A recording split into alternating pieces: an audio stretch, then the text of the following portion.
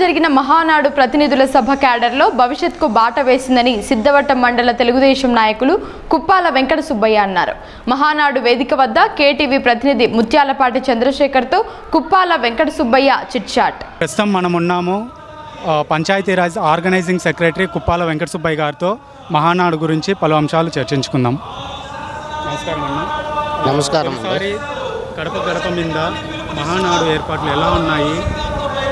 రాష్ట్ర చరిత్రలో 43వ మహానాడు కడపలో పెట్టడం గర్వకారణం.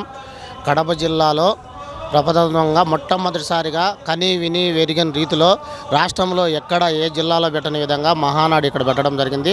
గ్రాండ్గా సక్సెస్ అయింది. రెండో రోజుగా ఫస్ట్ రోజు గ్రాండ్ అనుకున్న కాడికి జనాలు ఎక్కువ వచ్చారు. మళ్ళీ ఇంకా ఈరోజు రెండో రోజు కూడా భారీగా వచ్చారు.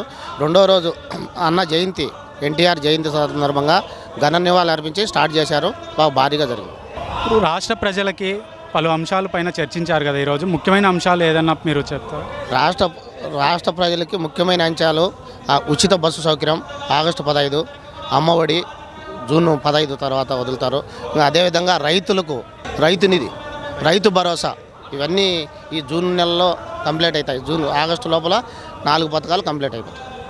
ప్రస్తుతం రాజంపేట నియోజకవర్గానికి ఇన్ఛార్జ్ కొలికి రాలేదు. అది ఎవరొస్తే బాగుంటుందని మీ అభిప్రాయం తెలియజేస్తారా? రాజంపేట నియోజకవర్గంలో ఇన్ఛార్జికి అయోమయం రీతిలో ఉంది. అధిష్టానం ఏ నిర్ణయం తీసుకుంటే ఆ నిర్ణయానికి మేము కట్టుబడి ఉంటాం. అంటే గతంలో చెంగల్రాయుడికి అన్యాయం చేశారు, ప్రస్తుతం మేడా వాళ్ళు ఉన్నారు, తర్వాత జగన్మోహన్ రాజు ఉన్నారు, ఇలా పలు చర్చలు జరుగుతున్నాయి కదా, మీ అభిప్రాయం చెప్తారా? నా అభిప్రాయం ఏమంటే రాజంపేటకు ఎవరైతే న్యాయం చేయగలుగుతారో ఆ వ్యక్తినే, ప్రజల తరపున ఎవరైతే పోరాడతారో ఆ వ్యక్తినే ఇన్ఛార్జిగా నియమిస్తే బాగుంటుంది అనేసి నా ఉద్దేశం. పార్టీ అధిష్టానానుసారం ఇన్ఛార్జ్ ఎవరిని నియమించినా వాళ్ళకు మేము వాళ్ళంబడే ఉంటాం. చూస్తూనే ఉన్నాం. కేటీవీ మీ చంద్రశేఖర్.